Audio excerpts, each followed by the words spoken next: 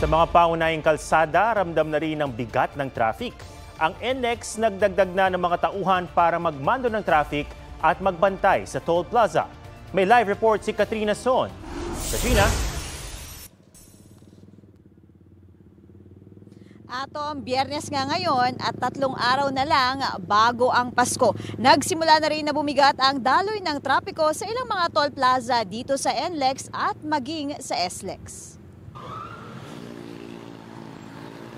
Tanghali hanggang alas 4 ng hapon, maayos pa ang traffic sa ilang bahagi ng EDSA. Pero iba na ang sitwasyon pagsapit ng alas 5 sa mga kalsadang malapit sa EDSA. Pahirapan ang pagsakay. Ang mag-asawang ito nabitbit ang 4 na bata. Matyagang naghintay ng masasakyan. Kanina pa nag-aabang rito, siguro may mga kalating oras na. Galing naman sa Christmas party si Teacher Abigail nang magdesisyong makiangkas na lang sa katrabaho.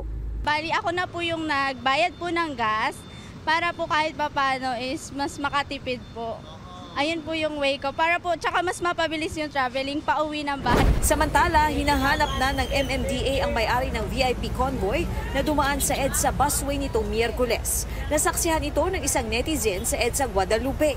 Wala raw nagawa ang mga nakamotorsiklong escort para makalusot ang convoy sa hilera ng mga bus. Bilang paghahanda naman ng matinding traffic, nag-deploy na ang pamunuan ng NLEX na mahigit 1,000 tauhan para magmando ng traffic at magbantay sa toll plaza. Hanggang bukas ng gabi, asahan raw ang pagbagal ng daloy ng trapiko. Bukas lahat ng lanes at suspendido muna ang lahat ng konstruksyon maliban kung kailangan ng emergency safety repairs. Asahan na rin daw ang traffic sa SLEX lalo't nataon ang ilang road repair. Sa north at southbound ng SLEX sa San Pedro exit, may pagbigat ng daloy ng trapiko dahil sa checkpoints. Dahil naman sa mga kinukumpuning bahagi ng kalsada, bumper to bumper ang trapiko sa may silangan exit.